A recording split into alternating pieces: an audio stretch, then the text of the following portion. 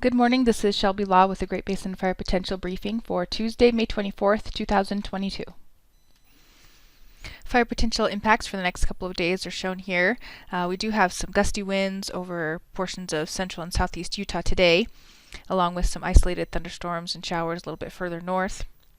On Wednesday, we really see the heat to begin to build into the west and then expand further northward and eastward across the Great Basin on Thursday for some of the first 90-degree temperatures we will have seen so far this year, and some winds across the Sierra Front on Thursday. Yesterday was a pretty quiet day across the basin, not any lightning observed, and just a few little sprinkles out there in eastern Idaho and across some very small portions of Utah. Fire activity hasn't changed too much since yesterday. Continue to see some light initial attack across southern Great Basin or southern Utah, and then a few fires popping up in northern Utah as well. Past 14 days have been on the dry side for most of the basin. A few little areas with near normal to above normal precip even over here in the west central Idaho mountains, and then a couple pockets in central Nevada and central Utah, which were closer to normal, but still pretty dry overall, even with some of these systems that we've had coming through. A look at the ERCs across a couple areas here over northwest Utah. We can see those ERCs have been on a pretty good upswing over the past couple of weeks. The values look to be above normal for the time of year, but pretty well below the historical maximums for the time of year. And then over southern Nevada, those values are right at the historical max for the past 10 years or so. It definitely has been on the dry side for quite a while down there. This morning's satellite imagery is showing the low pressure system that moved through the basin over the weekend has moved off to the east, but keeping northwest flow in over the area. We are going to begin to see a ridge build into the basin starting today over the west, so temperatures will warm rapidly over the next couple of days.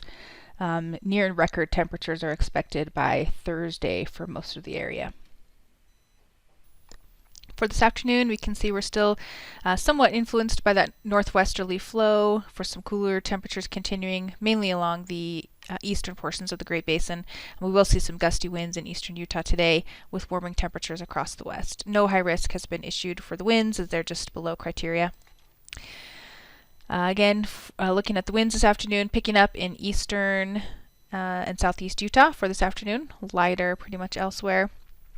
And then our chance of precip or our storms this afternoon will be mainly over the mountains of western Wyoming and the Uintas in northern Utah. On Wednesday, the ridge continues to strengthen and build into the Great Basin for warming temperatures region-wide, especially over the western half of the area, and winds will lighten up on Wednesday. Again, we can see lighter winds for most of the area, some gustier winds over eastern Idaho and western Wyoming, and then right along the Sierra Front as well.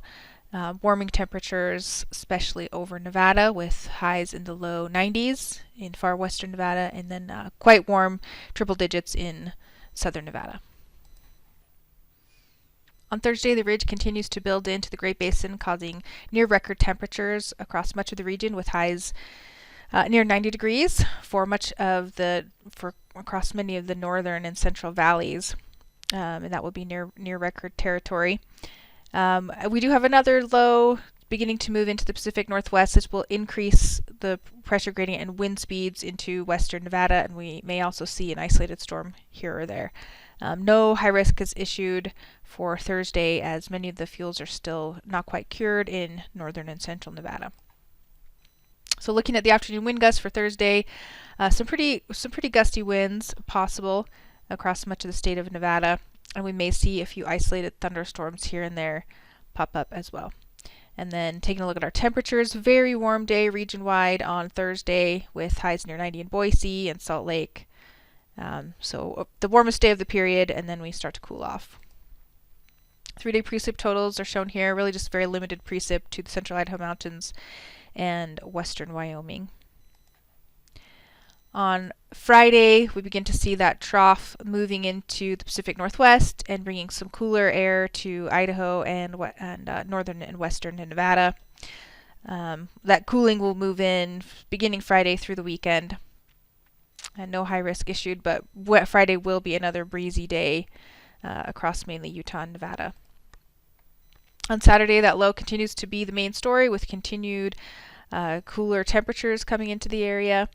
Still dry and breezy across the south, with the chance for some showers and thunderstorms moving into the northern half of the geographic area.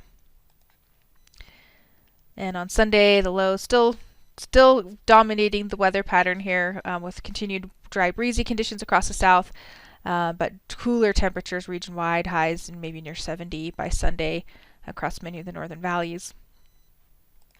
And then on Monday, the low continues to track across the northern Rockies for continued cool temperatures, highs possibly back down into the 60s by Monday, with higher relative humidities across the north and drier, breezier conditions across the south. The 7-day totals are shown here. There is a pretty good chance right now, though, in the forecast it's a pretty wet forecast for this next trough coming in that Friday to Monday time frame, bringing some chance of showers to much of the northern half of the basin. We'll see if this pans out, but at least cooler temperatures and some precip to the north. The extended forecast heading into June 6th continues to call for below normal temperatures across the northern half of the region, with a dry pattern over Nevada. This concludes today's fire potential briefing. Please check back tomorrow for the latest updates.